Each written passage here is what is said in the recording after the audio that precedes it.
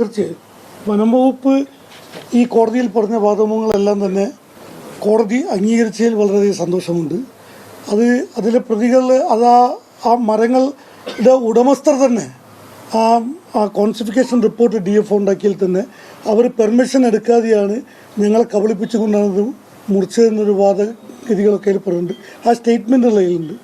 ഒന്ന് നമ്മൾ മനസ്സിലാക്കേണ്ടത് ഈ കോൺസിഫിക്കേഷൻ പ്രൊസീഡിങ്സിൽ അതായത് DFO പാസ്സാക്കിയ ആ റിപ്പോർട്ട് വളരെ നല്ല രീതിയിൽ അന്നത്തെ DFO ആയിരുന്ന സജിനയാണ് അത് പ്രിപ്പയർ ചെയ്തത്. സജിന, പിന്നെ സമീർ, അങ്ങനെ RFO ആയിരുന്ന അരിലാൽ, അങ്ങനെ ഉള്ള ആൾക്കാരൊക്കെ ദൈനംദിനം GP ഓഫീസിൽ വന്ന് നോക്കുകയും അത് പ്രൊമോട്ട് ചെയ്യുകയും ചെയ്ത് ഇത്രയും നന്നായിട്ട് ചെയ്തു വെച്ച ഒരു കോൺസിഫിക്കേഷൻ പ്രൊസീഡിങ്സ് അത് ഞാൻ ഇതുവരെ എൻ്റെ കരിയറിൽ ഞാൻ കണ്ടിട്ടില്ലായിരുന്നു.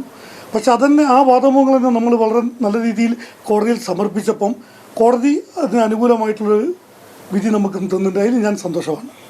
ഇത് ഈ തടികൾ റവന്യൂ ഭൂമിയിൽ നിന്നോ അല്ലെങ്കിൽ തന്നെ വനഭൂമിയിൽ നിന്നോ ഉള്ളതാണ് എന്നുള്ള ശരിവെക്കല്ലേ കോടതി? അതെ, അതെന്താ കാര്യം എന്ന് പറഞ്ഞാൽ ഈ റവന്യൂ ഭൂമിയിൽ നിന്ന് ഈ മരം എടുത്താൽ തന്നെ നമ്മൾ ഈ റോയൽ ട്രീ എന്ന് പറയുന്ന ഈട്ടി മരം അത് നമ്മൾ ബ്രിട്ടീഷ് കാലം തൊട്ട് തന്നെ സംരക്ഷിച്ചു വരുന്നൊരു റോയൽ വുഡാണ്.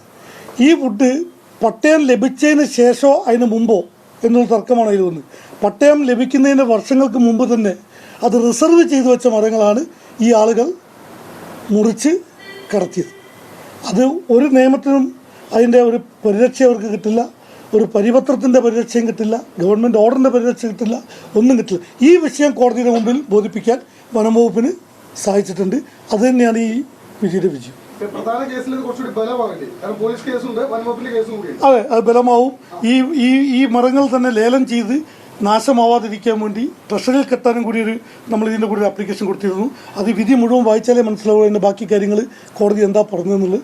നമുക്ക് വിധി മുഴുവൻ കിട്ടിയിട്ടില്ല. ഞാനിപ്പോൾ നിങ്ങളോട് പ്രതികരിക്കുന്നത് ഞാൻ കൊടുത്ത ആർഗ്യുമെൻറ്റ് നോട്ടിൻ്റെ ബലത്തിലാണ്. ആ വാദങ്ങളെല്ലാം അംഗീകരിച്ചുകൊണ്ടാണല്ലോ അപ്പീൽ തള്ളുന്നത്.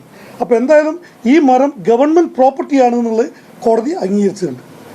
ആ ഗവൺമെൻറ് പ്രോപ്പർട്ടി എന്ന രീതിയിൽ കണ്ടുകിടത്തിയ DFOയുടെ നടപടിക്രമങ്ങൾ ശരിയാണെന്നും കോടതി കണ്ടെത്തി. അത് സ്വാഭാവികമായും കീഴ്ക്കോടതി വിധി വളരെ കോൺക്രീറ്റ് ആയിട്ടുണ്ട്. അതിൻ്റെ അകത്ത് അത് ഹൈക്കോടതി അതിനെ നോക്കും. അതിൻ്റെ ഏറ്റവും വലിയ അതോറിറ്റി ജില്ലാ കോടതിയാണ്. ആ ജില്ലാ കോടതിയിൽ തന്നെ ഇങ്ങനെ ഒരു നല്ല വിധി വന്ന സ്ഥിതിക്ക് ഹൈക്കോടതിയിൽ അതൊന്നുകൂടി അവരെ വാദമുഖങ്ങൾ ദുർബലപ്പെടാനേ സാധ്യതയുള്ളതാണ് എൻ്റെ അഭിപ്രായം. നമ്മൾ വളരെ കോൺക്രീറ്റ് വളരെയധികം നല്ല തിരിച്ചടി. കോടതി ആ പറഞ്ഞ വാദമുഖങ്ങളൊക്കെ വളരെ വ്യക്തമായിട്ട് ജഡ്ജ് കേട്ടു എന്നുള്ളതും അതിനെ എൻ്റർടൈൻ ചെയ്തു എന്നുള്ളതിലും എനിക്ക് ആദ്യം കോടതിയോട് വളരെയധികം നന്ദിയും കടപ്പാടും കാര്യങ്ങളും. അത് ഗവൺമെൻറ് വാദങ്ങൾ ഗവൺമെൻറ് ഒരു തീരുമാനത്തിലെടുത്തത് കർഷകർ നട്ടുവളർത്തിയ വൃക്ഷങ്ങൾ മുറിക്കുന്നതിൽ കർഷകർക്ക് എന്തെങ്കിലും വിഷമമുണ്ടാക്കുന്നതിന് കർഷകരെ സഹായിക്കാൻ വേണ്ടി ഇടതുപക്ഷ ജനാധിപത്യ മുന്നണി ഗവൺമെൻറ് ഉണ്ടാക്കിയൊരു നിയമമാണ്. അതിനെ ദുർവ്യാഖ്യാനം ചെയ്ത് അതൊരു തരത്തിൽ അത് ജനങ്ങളിടയിൽ ഒരു വല്ലാത്തൊരു അലങ്കോലപ്പെടുത്തിക്കൊണ്ടൊരു ഒരു മനസ്സിലേക്ക് അത് കൊണ്ടുവന്ന് ഗവൺമെൻറ് കൂടി ഇത് അനുകൂലമാണെന്നുള്ള രീതിയിൽ കൊണ്ടുവന്ന് അത് വ്യാഖ്യാനിച്ച് കൊണ്ടുവന്നതിന് ഒരു തിരിച്ചടിയായിട്ടാണ് ഇപ്പോൾ ഈ കോടതി വിധി കാണുന്നത്.